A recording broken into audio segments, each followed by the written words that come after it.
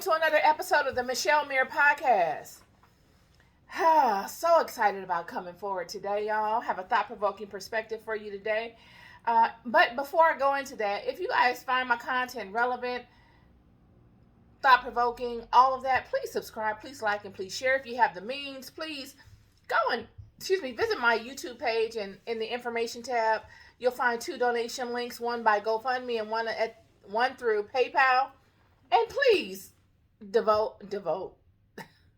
please donate or devote your financial energy to this page. I would greatly appreciate it. I surely could use some help in expanding my presence over social media. Want to come on today, y'all. Got a thought-provoking Bible study, thought-provoking podcast episode. And this episode is going to be on witchcraft.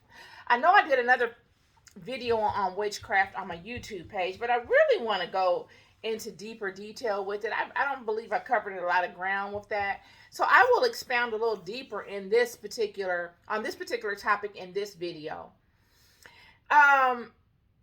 Witchcraft affects all of us, even globally. I don't care where you're from. You could be from the furthest extent of the world, the most remote area, all the way to the largest, most populous metropolitan city. Every last one of us knows something about witchcraft. Either we've heard rumors of it and we're afraid and it's a taboo topic, or it's something that we learned through our family and they pass it down and nobody talks about it, but people do it. Or whether you've heard rumors of someone being affected by it or you were affected by it, we all universally are familiar with the word witchcraft. And I like to talk about what is witchcraft. So, this is on my interpretation. This is my perspective. Witchcraft is something that you do. It's a technique that you do to manipulate to make change in the world. Let's just say that. For the negative. It's doing negativity to harm, to hurt, to turn a person from their natural path and mislead them and send them down a path of negativity. All these things that I speak to that are negative, I'm speaking about witchcraft. Witchcraft to me is not a badge of honor. Being called a witch is not a badge of honor to me. Now, do I know of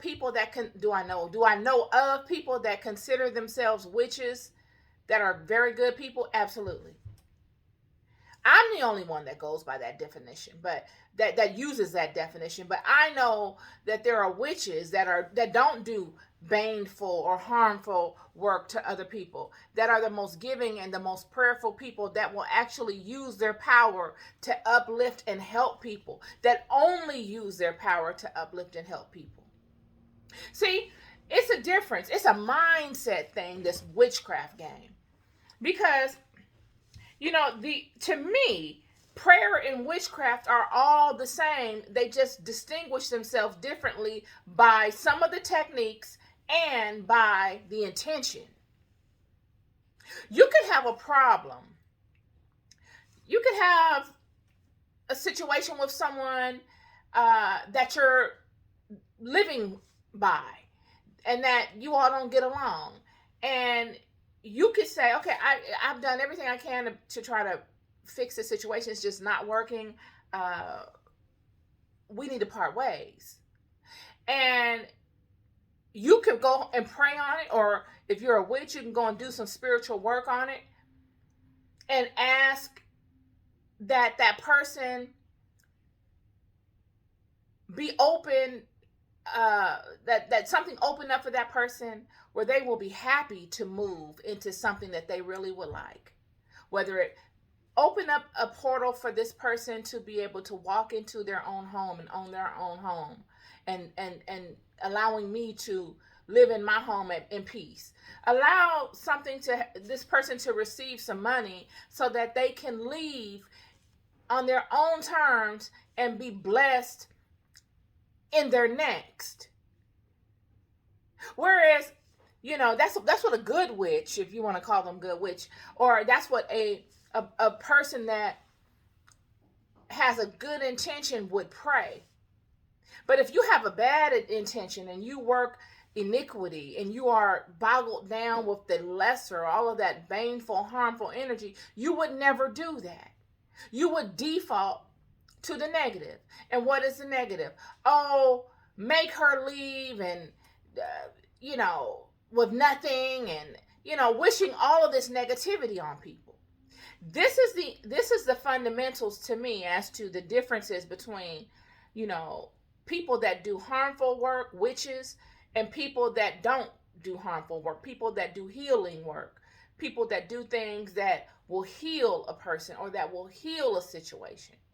Even though they're being inconvenienced, even though they may be angry, they don't allow that inconvenience or that anger or any of those stressors to change them and to make them forfeit their covering.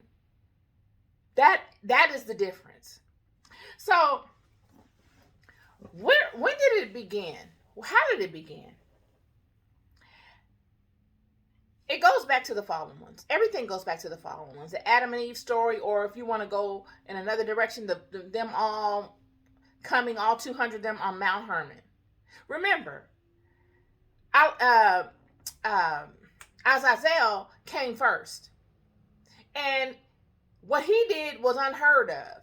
But when he did it and he gained some success from it, others caught wind and they were coming and going and seeing the success he gained from it.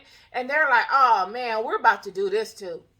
We out of here. We all gonna come. We're all gonna make a decision and we're gonna do this too. They had already come. It wasn't like they were just hearing about it. They had been coming and going and seeing what Azazel had done. And they saw it, and they saw the ability for them to be kings and gods in the world.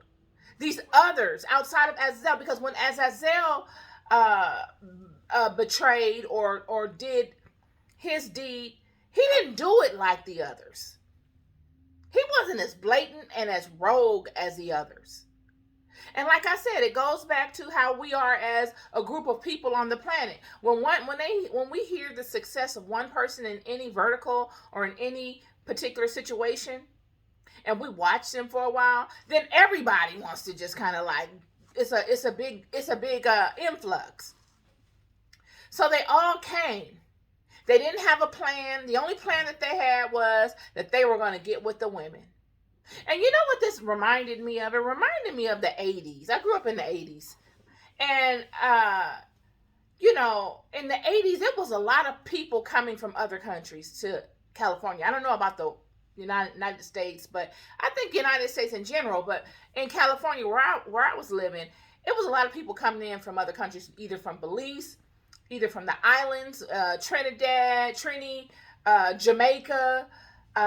You have people coming in from Africa. You have people coming in from Mexico, all different parts of Mexico. It was a lot of international attraction here in California.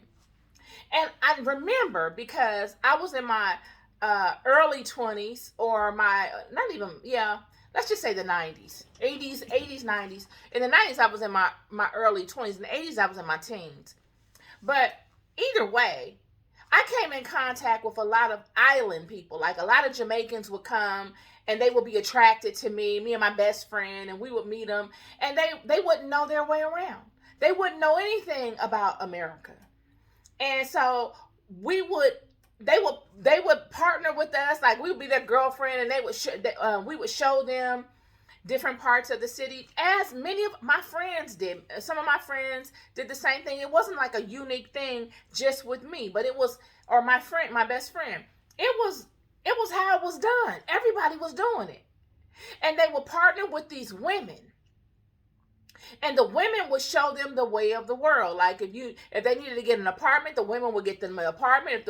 If they needed a driver's license, or if they needed whatever electricity on, if they needed a car, the women would be the ones that they would use to get the stuff done. And not in a negative way, because the women were benefiting from it too. It was a win-win. And when I think about it, I equate that to what happened with the fallen ones. When they came here, the first people that they latched on to were the women. First people. But they had to get access to the women.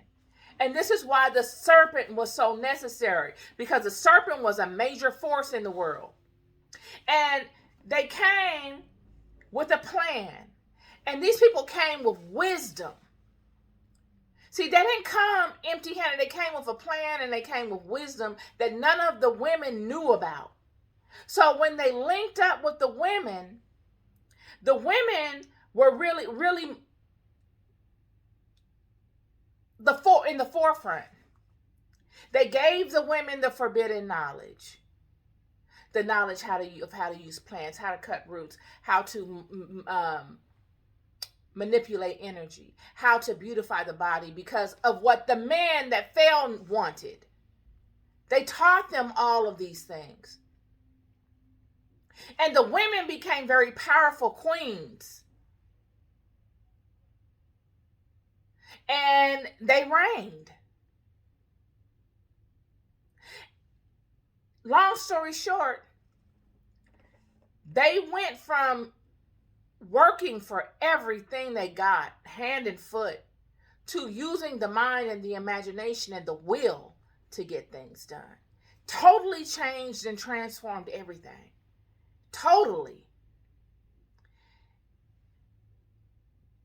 Nonetheless, also they learned the rules of which they needed to know for that energy not to come back and bite them. Because there's a pendulum swing with this thing, especially with working with energies. There is a pendulum. What goes around comes around, karma, whatever you want to call it. What you throw out comes back to you. Yet if you fast forward to today, many have this manipulation of energy that many are using nowadays is minuscule. It's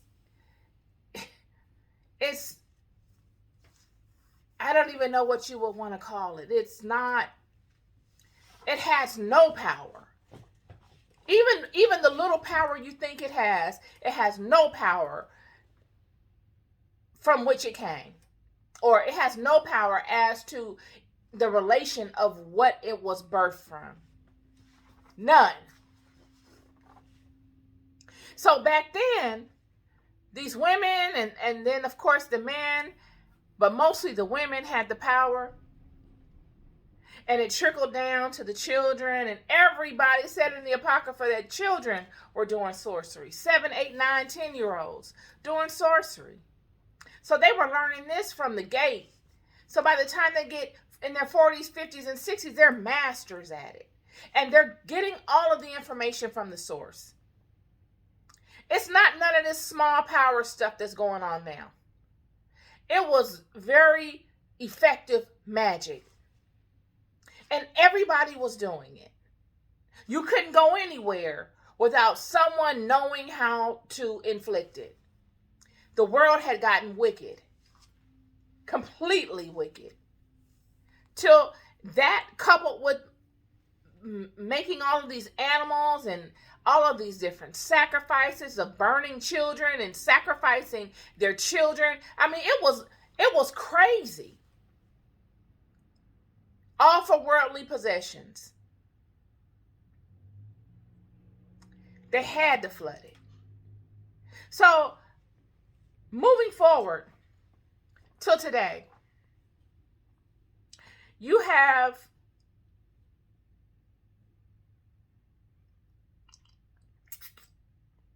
so many different denominations, and everything is watered down. And I'm thankful for that, because, like I said, you give a person knowledge and they don't know how to handle it, they will misuse it.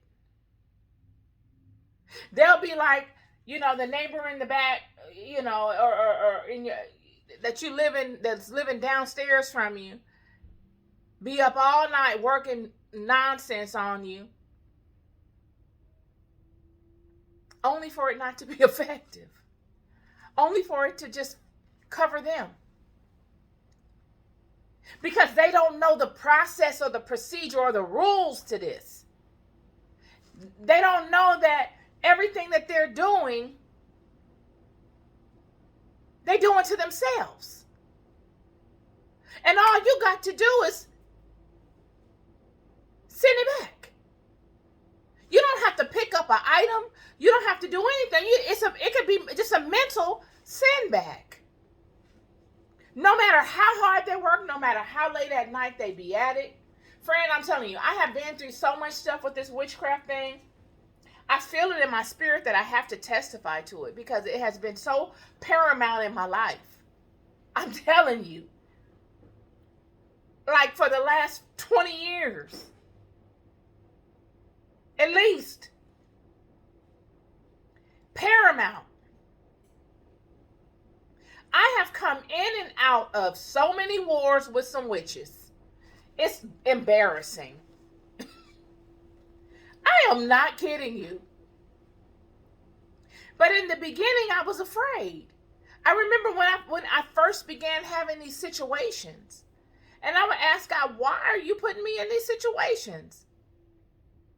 I remember the first situation I had, this woman in my apartment community, with her, she got at me so tough, friend, I drove around the parking lot looking for her to apologize in my bathrobe, in my nightgown at night.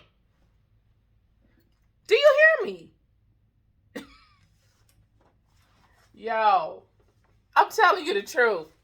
It's funny now, but at the time and when I was going through it, it was petrifying. Petrifying. Literally. And that is the reason for this video, is to shed light on some things to help somebody else, because I've come into contact with people in my life that have needed help from this. And God has led them to me, and I've done the best I could to assist them. But see, when you're being attacked by witches or witchcraft, really your only help is yourself. Nobody can save you from them. You save you. And how do you save you? The first and foremost thing is getting in alignment with God. I'm not telling you what spiritual system to practice, but you must choose one. And stop and really start devoting your time in learning the system. Don't just devote your time to aligning to it because it's going to protect you. You need to really love it and want to know it. Because the only way you overcome witchcraft is through knowledge. Knowledge. I have been in situations where I have seen all of those mighty witches that I was afraid of fall like dominoes. I'm talking about, friend, in some pitiful situations. Like dominoes, but it took time. I knew I had never done nothing to them. But you got people in the world that get off on seeing if their technique spiritually will work. They'll use you as a dummy. You got people out here on power trips that feel like they are undefeatable, like they are, the heavyweight spiritual champion of the world. And so that it's nothing for them to do something to you. In fact, they look forward to trying to do it because it lets them know that their magic works. That's all they got. And a lot of times it works with people because many people are not standing in alignment. Many people are not seeking God. Many people like to fix their own problems. And this is one of the main mistakes many people have when dealing with witches. You cannot fight fire with fire. You can. I can't say you can't. You can. You can. Do I recommend it? No, I do not. I have found, this is just me, that if you stay in alignment and you stay true to the God within you, and you honor the law of your heart and you stay in alignment to that, and you don't let your anger, your frustrations, your fears, your confusions, none of that take you out of that, God, the God within you that listens to the meditation of your heart daily, that feels your influx, your fluctuation of mood, and that knows when you're afraid, and knows when you're disappointed, and knows when you're confused, that God within you kicks in, baby, and that God within shows out. Don't couple it with some prayer. Don't. When you couple it with prayer, it activates it. It immediately draws attention to it. So yes, many of you might be dealing with people that are up all times of the night, waiting on you to go to sleep. This is what they do. You better sleep like a baby. You better sleep like a baby. And don't be playing spiritual ping pong with no witches. All is mental. All is mental. All. Many people find themselves, from what I hear from the people that I've dealt with in the past that needed prayer in regards to dealing with witches, it's the same thing that I come into contact with all the time. That they can subtly feel what is, when someone is working something, and they send it back, which is great. It goes back. You need to send it back. It's okay to send it back. But then all they're going to do, the witch, is send it back to you. And then you play this game of spiritual ping pong. You don't have to do that. Let them send whatever they're going to send. It will not ever affect you if you stay in alignment. Now, if you want to send it back just to flex on them and let them know that you know that it's them and that you sent it back, do that. But you don't need to tit for tat with them. You let them do all of that. Stay up all night, because every amount of energy that they pouring in, you need. They're just giving you their energy.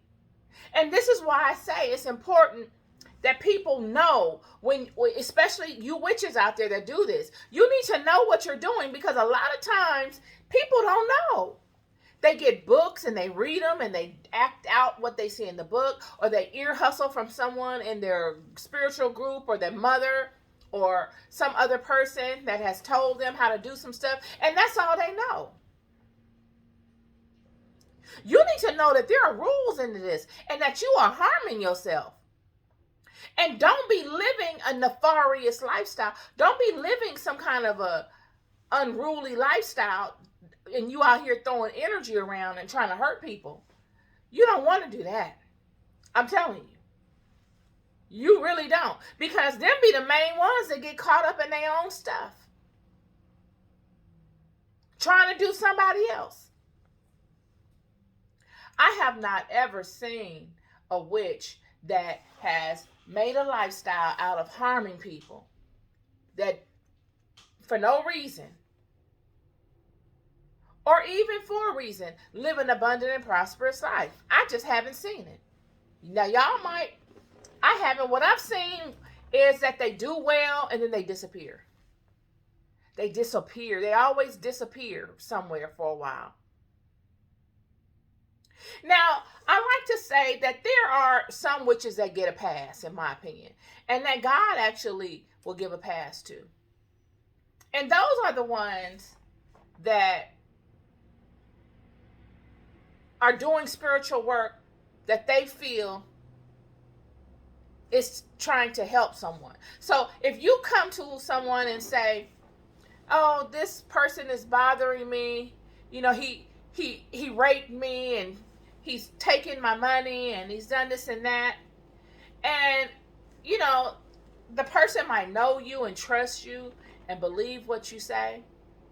And because you have come to them with a lie, but they don't know it's a lie, they do things to protect you. And against this other person, thinking that they are helping you because you're complaining like you're in a terrible situation and this person's trying to harm you. So they go and do something on your behalf and consistently do it. That person, in my opinion, will get a somewhat of a pass because it wasn't as if they were intentionally going out to try to harm you. I can look at someone like that and say, okay, it's all good. You was misinformed. But if you are the one that's concocting this kind of nonsense and you are doing the work to try to harm someone because of your own selfish desires and your own insecurities, you deserve every single thing you get. Every single thing. Because we all deserve to live a righteous and an upright life. God made the sun to shine for all of us. Not near one of us did he decide to not shine the light of the sun upon. And it's not for you to judge based off of your own insecurities and jealous and envious feelings.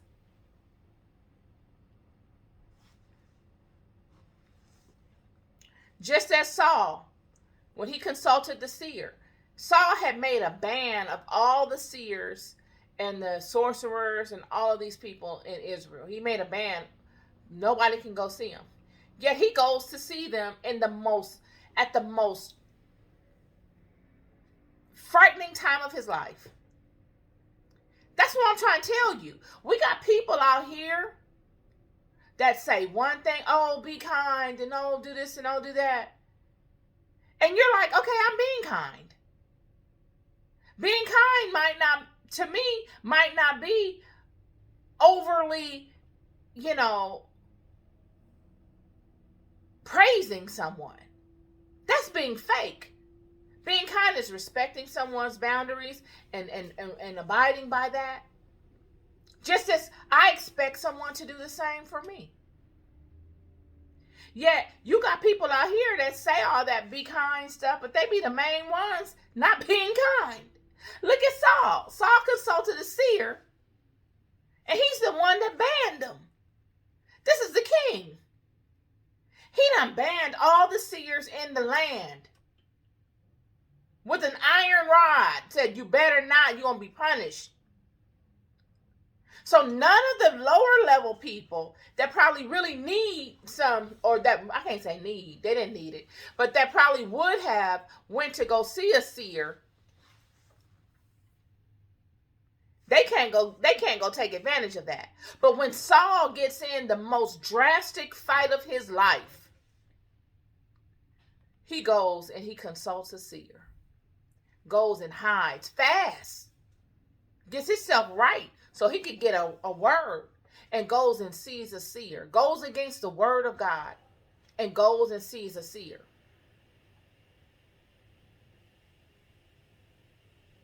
Only to find out through the seer that he's going to be with who he's calling forward tomorrow, the next day.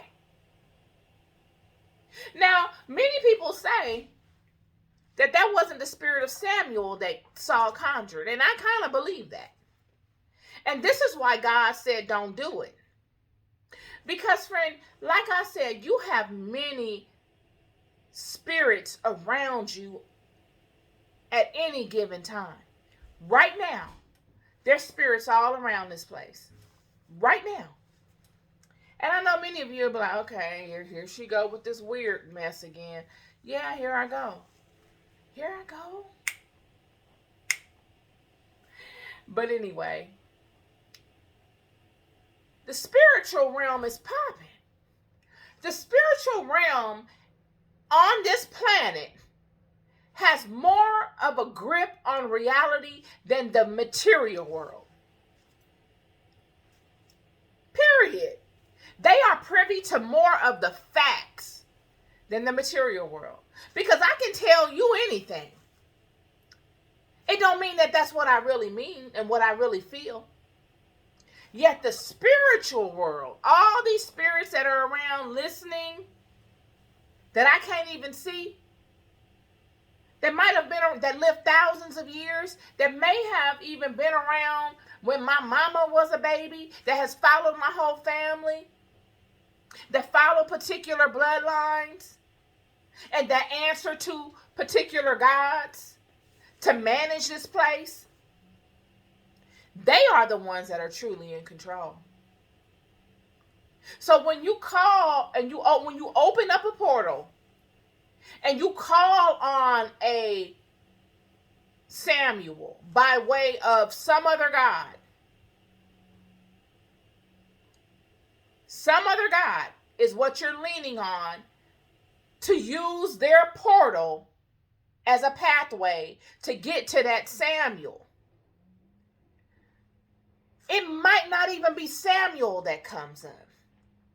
This could be a spirit that followed Samuel, that followed Saul, and that followed the children and know exactly what's going on. They could either direct you in the right way or they could direct you in the wrong way, depending upon their will.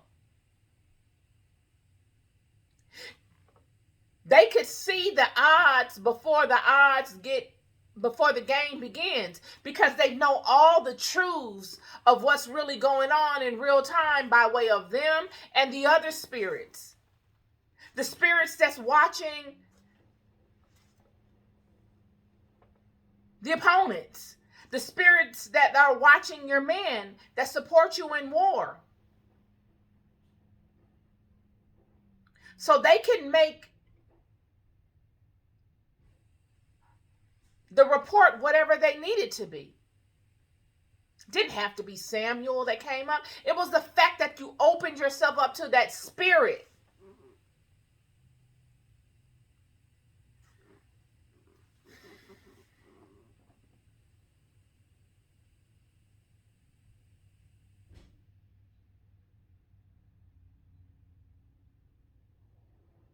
This is how one is turned.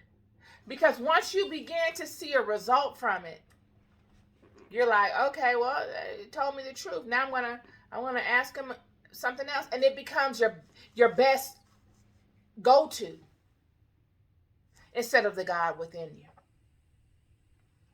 Instead of the God within you.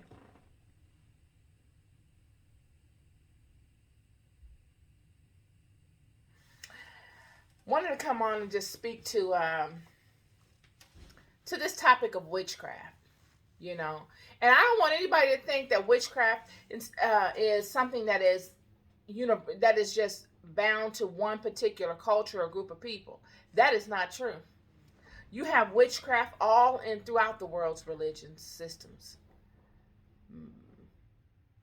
throughout the Muslim culture, working with the jinn, and so on and so forth, throughout Christianity. I'm telling you, some of the most powerful witches I've come across in life was deep in the church.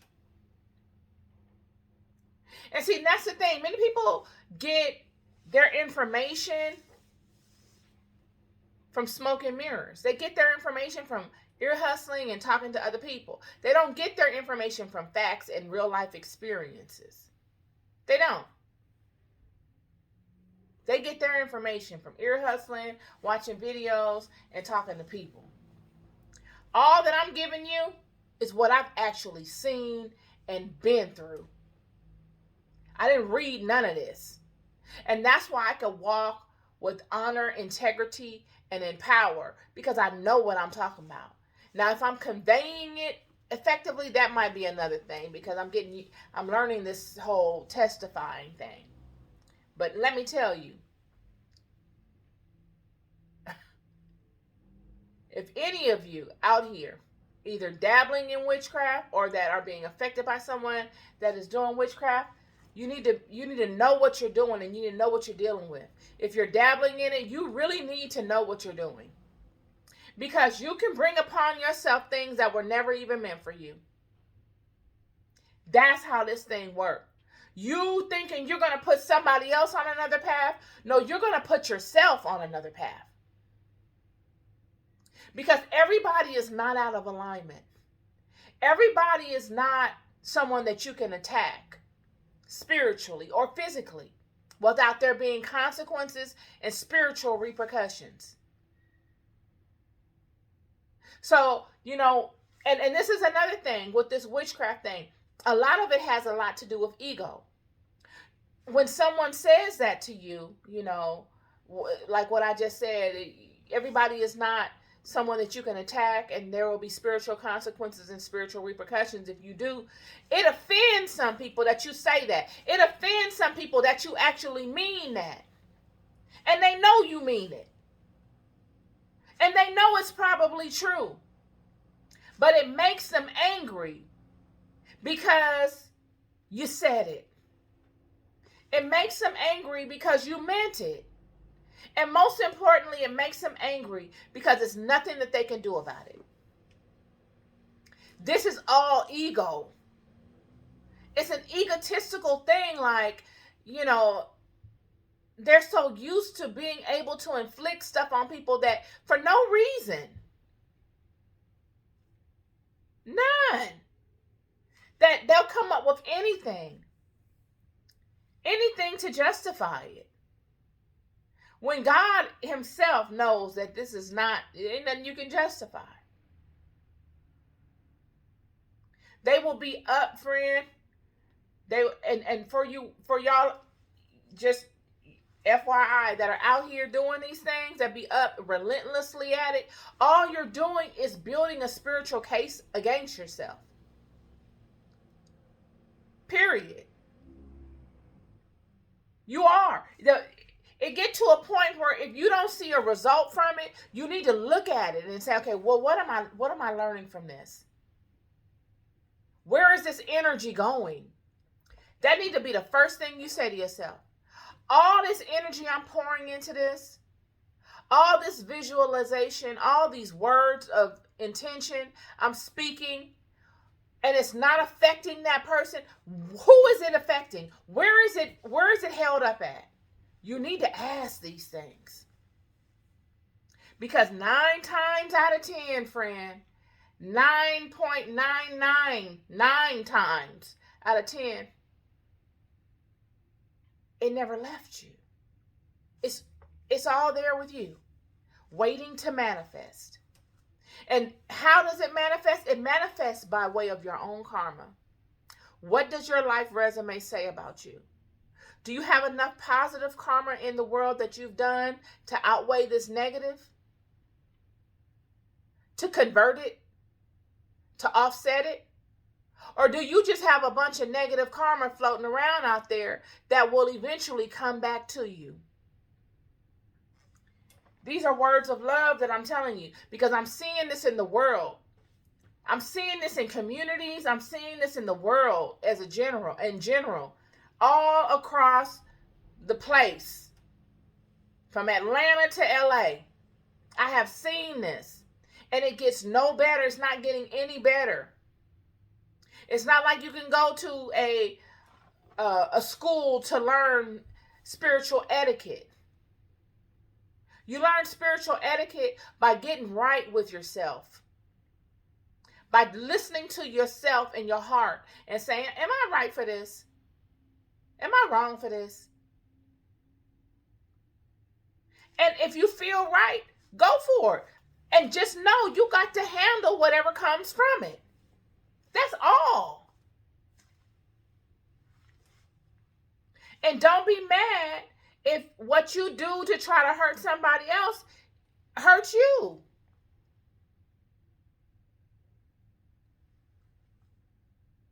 This was I don't know if I'm going to upload it, but this is just a general conversation today, on these things that are happening all around us. Many of you that are watching this video are being affected by something similar to this. We are in a world of information, y'all. And the more information and the harder times get, the more these things start to pop off. I'm telling you. the more you will see these things. And I'm not just talking about somebody in, some tribal community doing some tribal stuff. I'm talking about just in religious circles in general. Because within religious circles, and not just Christianity, I'm talking about non-Christian denominations and Christian denominations, all of it. It is prevalent. And just because someone, prays a certain way or does certain things a certain way doesn't mean it's witchcraft either. Everything doesn't go into the category of witchcraft. Because when you look at the children of Israel, when you look at all of their walks and all the things that Moses and Joshua and Abraham and all these people did, Jacob, if you saw it today, if they were doing these things today, you would swear it was witchcraft. You would. You'd be like, Moses was looking, my goodness, he was in a zone. He was in another world. He was sleepwalking. Did you see how they put that bull on the altar and all that smoke? Did you smell all of that frankincense and copal and myrrh? Jesus, Mary had all of that spikenard on his feet. She had it all in the locks of her hair. Did you smell that? I'm telling you.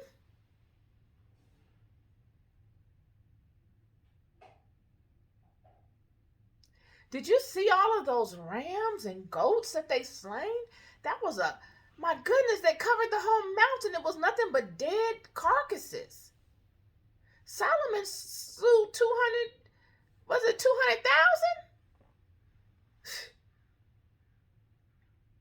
Yeah, we're doing the same things nowadays.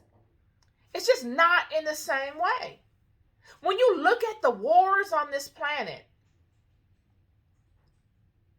all of these things, quite possibly, could be forecasted out by astrology. Just years in advance. As sacrifices. How else do you sacrifice 100,000 people? How? I like people to think. I like people that actually have the audacity to use their brain. I like those people. I'm telling you, I do. I'm going to do a video on dating. I'm going to do a video on dating. Because when I was coming up, I was the girl. I've always been a thinker. But I was the girl that would size my guys up by how they thought. Like you had to have certain attributes that I found appealing, of course, but most importantly, you had to be able to think. You had to be able to wonder and have fascination for things. I wasn't the girl that got in your car and just start blabbing off about stuff. I would get in the car and I would just comfortably be able to sit in silence with you until we decided on what we were going to discuss. And most of the time we will be enthralled in conversation. By the time we got to the place, we don't even want to get out the car. I like thinkers. So when you look at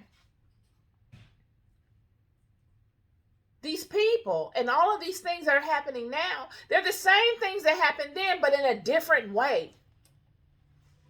I just told you yesterday that Abraham was a master astrologist.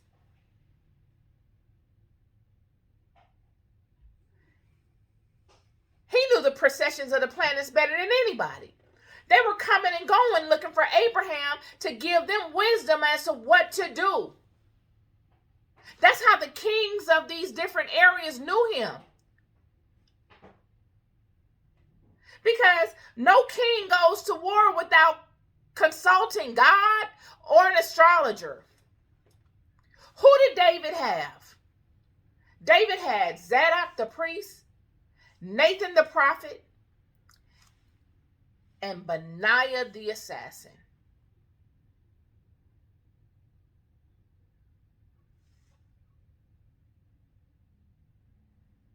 Who shows up for Abraham after he comes and it gets Lot and them from Sodom and Gomorrah? The king of Sodom and Gomorrah, and who? Melchizedek, the high priest of the one true God, the head, El, the head.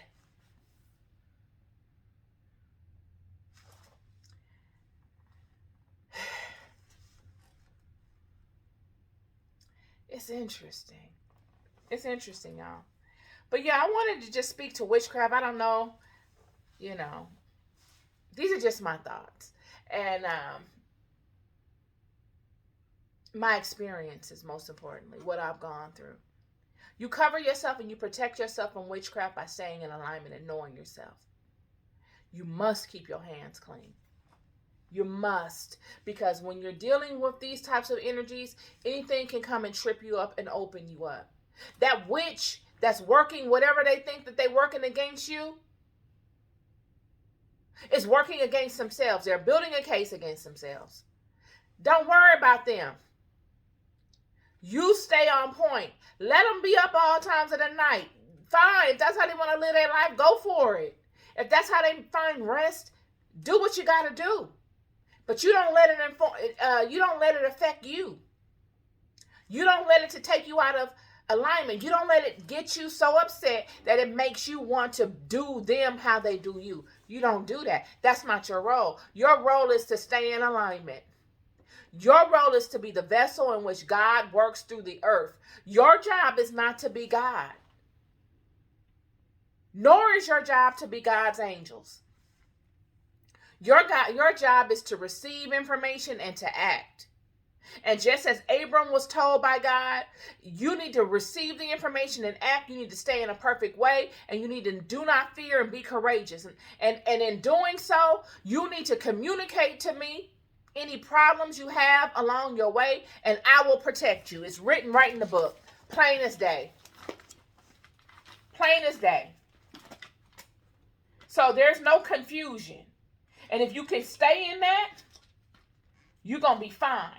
But if you take it upon yourself to try to be me and inflict your will on these people, you will fall short.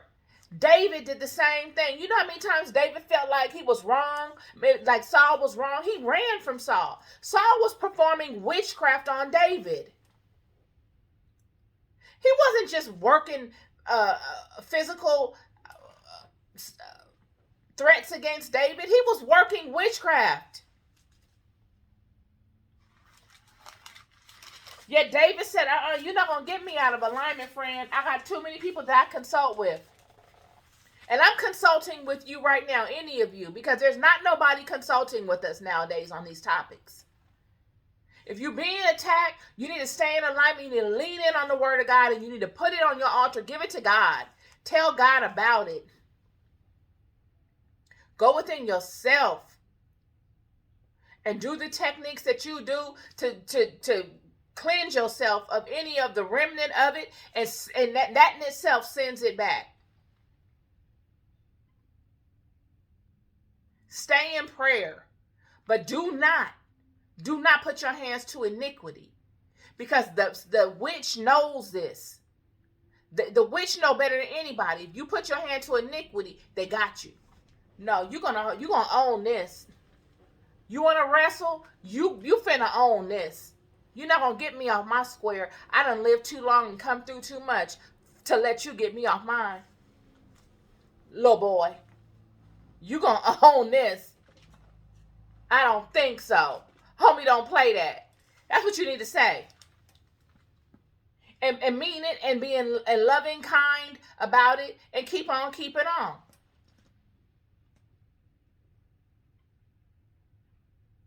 So that's my podcast talk for y'all today.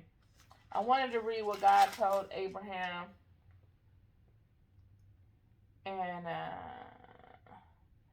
but I'm not about to go look for it.